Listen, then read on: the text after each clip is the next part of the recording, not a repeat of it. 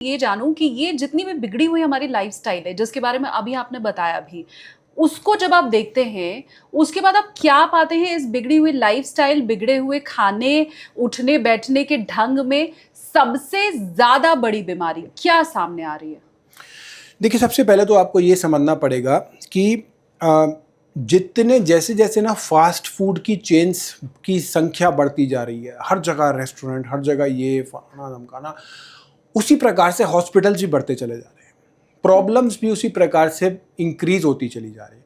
फिर चाहे हम किसी भी प्रकार की हेल्थ की बात करें, एक और मैं इसमें ऐड करना चाहूँगा कि आयुर्वेद में सिर्फ फिजिकल हेल्थ के बारे में नहीं बताया गया, mental health, spiritual health, social health और फिजिकल हेल्थ, ये सारी चीज़ें बताई गई, जो कि डब्ल्यूएचओ की डेफिनेशन में रिसेंटली ऐड किया गया, जो 5000 साल पहले आयुर्वेद में कहा गया कि मानसिक हमारा क्या स्टेटस है, हम आसपास देखिए, इंसान जो है ना वो एक सोशल एनिमल है। इसी सारी प्रकार की जो हेल्थ है ये बड़ी ज़रूरी है। सबसे ज़्यादा जो बीमारी हो रही है वो क्या हो रहा है, हमारा गट और माइंड का एक्सिस जो है वो डिस्टर्ब हो रहा है। आपने देखा होगा कि बहुत सारे लोगों को ना पेट की प्रॉब्लम्स रहती हैं। अब दो रीज़न से हैं वो पेट की प्रॉब्लम। या तो पेट की तो एक्चुअल प्रॉब्लम है, आपका खाना पीना गड़बड़ है, आपका सोने उठने का टाइम गड़बड़ है। दूसरा, अगर आपके दिमाग रिलैक्स नहीं है, अगर आपको कॉन्टिन्यूस स्ट्रेस है, अगर आपके दिमाग में लगातार रात को सुबह उठते टाइम स्ट्रेस है और वो मैनेज्ड स्ट्रेस नहीं है, स्ट्रेस तो सबको है, मैनेज करना ज़रूरी है, तो भी आपका पेट जो है वो खराब रहेगा। तो मेंटल हेल्थ जो है वो बहुत ज़रूरी है और वो इग्नोर की जाती है जनरली। तो ये कॉमन चीज़ें जो हैं, जो बड़ी बेसिक चीज़ें सबके लिए निकल के आ रही हैं। उसके साथ साथ डायबिटीज़ जो है, ब्लड प्रेशर जो है, सारे बाय प्रोडक्ट हैं ऑफ आवर लाइफस्टाइल। थायराइड की प्रॉब्लम्स जो हैं, ये सारी कंट्रोल की जा सकती हैं अगर आप अपनी लाइफस्टाइल को अच्छा करो, रिवर्स करो, चीज़ों को आप जो है पहले की तरह आओ। दुनिया गोल है। अब मैं देखता हूँ वेस्टर्न वर्ल्ड में, अमेरिका में टर्मरिक के शॉट्स चल रहे हैं। हमारे घर में हल्दी जो है वो कितने सालों से, कितने जनरेशन से हम यूज़ करते आ रहे हैं। उसमें anti bacterial, anti viral, anti inflammatory property से भरपूर है। तो हम जो यूज़ कर रहे थे ना, वो हम साइंटिफिक चीज़ें यूज़ कर रहे थे। आप अगर कुछ भी चीज़ उठाओगे तो उसके पीछे के it is backed by science. और आज हमारे एक दो जनरेशन को बताया गया कि आप जो कर रहे थे वो गलत था, वो जो बाहर से आ रहा है वो सही है। लेकिन अब सोशल मीडिया के ज़माने में क्या हो रहा है कि लोगों को और समझ आ रही है कि सही क्या है और गलत क्या है। ठीक बात। अब क्योंकि आपने हल्दी का जिक्र कर ही दिया है, तो मैं ये पूछना चाहती हूँ, हमारे किचन में सबसे पावरफुल मसाला कौन सा है? ऑब्वियसली एंड बट नेचुरली हल्दी इज़ द मोस्ट पावरफुल मसाला। इसे मसाला कह लो, औषधि कह लो, इसको आप किसी भी तरीके से बोल लो, हम हर जगह डालते आ रहे हैं इसको। हमारी बॉडी के लिए सुपर फूड की तरह काम कर रहा है, औषधि से कम नहीं है। दूध में मिला के ले रहे हैं तो गोल्डन मिल्क की तरह काम कर रहा है। रात को अगर 1 चम्मच हल्दी को दूध में मिलाया जाए तो वो बहुत फ़ायदा करता है। जिन लोगों को डायबिटीज़ है उनके लिए हल्दी बहुत अच्छी रहती है। क्यों रहती है? उसमें क्या करना है उनको, उनको त्रिफला लेना है। त्रिफला में क्या है? हरड़, बहेड़ा और आंवला। हरड़ 1 पार्ट, बहेड़ा 2 पार्ट एंड आंवला 3 पार्ट्स। उसमें जो है आपने 1 पार्ट हल्दी ऐड कर दी और उसको मिक्सचर बना लिया घर पे। मिक्सचर बना के लेना है आपको, बाहर से कुछ लेने की ज़रूरत नहीं है, घर में सबसे बढ़िया बनेगा। और उसका 1 चम्मच रात को सोते समय आप सेवन करोगे। जिन लोगों को डायबिटीज़ है, डायबिटीज़ आप देखोगे कंट्रोल होती चली जाएगी। इतना पावरफुल है ये त्रिफला और हल्दी का कॉम्बिनेशन। तो हल्दी जहाँ जिसके साथ आप लोगे वो फ़ायदा ही करेगा, और ऐसा फ़ायदा करेगा कि बॉडी की जो इन्फ्लेमेशन है ना अंदर की, वो भी कंट्रोल करेगा।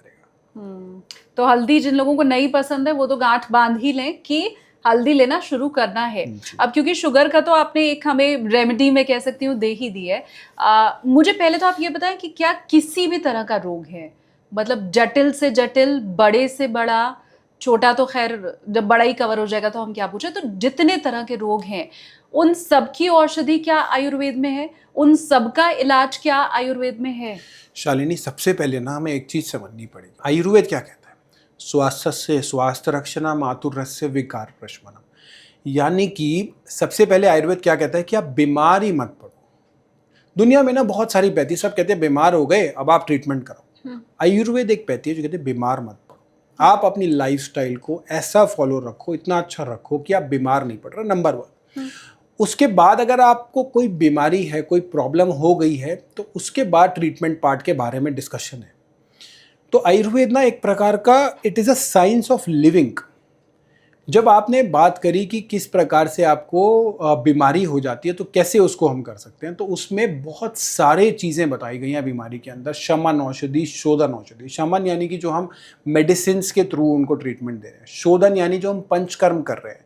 पंचकर्म में भी जो हमारे हॉस्पिटल्स हैं उन सभी हॉस्पिटल्स में पंचकर्म होता है। पंचकर्म में वमन, विरेचन, नस्य, रक्तमोक्षण, पंचकर्म में वमन, विरेचन, नस्य, रक्तमोक्षण और बस्ती चिकित्सा होती है।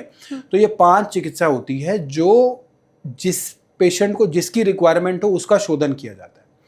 अब शमन में भी औषधियाँ भी बहुत प्रकार की बताई गई हैं। इम्यूनिटी बूस्टर्स भी बताई गई हैं, मेध्य औषधियाँ भी बताई गई हैं। उसके साथ साथ हमारे जिस प्रॉब्लम को है उस प्रॉब्लम के अकॉर्डिंग मेडिसिन बताई गई हैं। पुनर्नवा बताई गई है जो बॉडी को नया जैसा बना दे। किडनी रोगों में बहुत ज़्यादा इफेक्टिव है।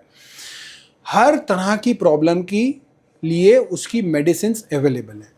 उसके साथ साथ आयुर्वेद क्या कहता है कि आप ये सब करो, उसके साथ साथ आप मेडिटेशन भी करो, मानसिक अपनी स्थिति भी अच्छी करो।